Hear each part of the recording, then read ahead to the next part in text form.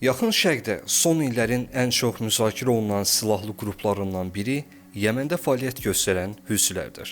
Bəs Hüsilər kimdir? Necə yaranıblar və niyə bu qədər diqqət mərkəzindədir?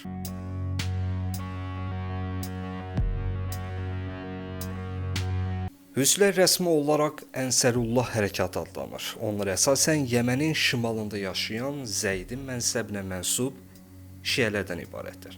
Hərəkatın adı onun qurucularından biri olan Hüseyn Bədrəddin Əl-Hüsinin soyadından götürülüb.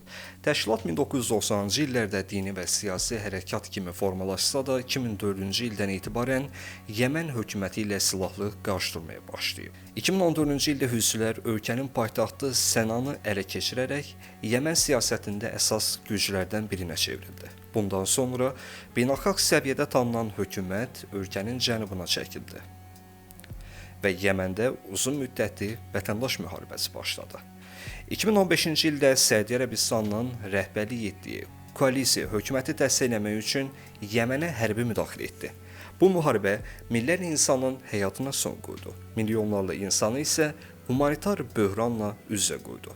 BMT Yəməndəki vəziyyəti dünyanın ən ağır humanitar böhranlarından biri kimi qiymətləndirib. Hüsilər son illərdə yalnız Yəməndə deyil, regionda da təsirlərini artırıb. Onlar müxtəlif vaxtlarda Səudiyyə Ərəbistanı və Birləşmiş Ərəb Əmirliklərinə raket və pilotsuz uçuş aparatı ilə hücumlar həyata keçiriblər. 2023-cü ilin sonundan etibarən isə Qəzza müharibəsi fonunda Hüsilər Qırmızı dənizdən keçən bəzi ticarət gəmilərinə və İsrail ilə əlaqəli olduğunu bildirdikləri hədəflərə hücumlar təşkil etməyə başladı. Bu hadisələr dünya ticarətinin mühüm marşrutlarından biri olan Bab əl-Məndəb boğazı və Qırmızı dənizdə gəmiçiliyə ciddi təsir göstərdi.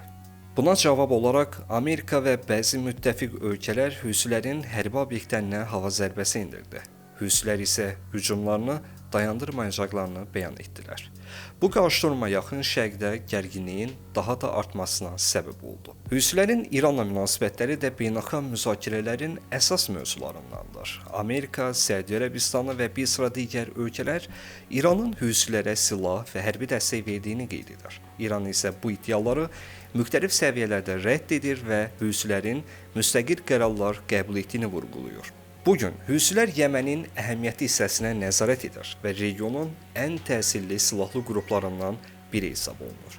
Onların fəaliyyəti təkcə Yəmənin gələcəyinə deyil, həm də Yaxın Şərqdə təhlükəsizlik, enerji marşrutları və beynəlxalq dəniz ticarətinə birbaşa təsir göstərməkdə davam edir.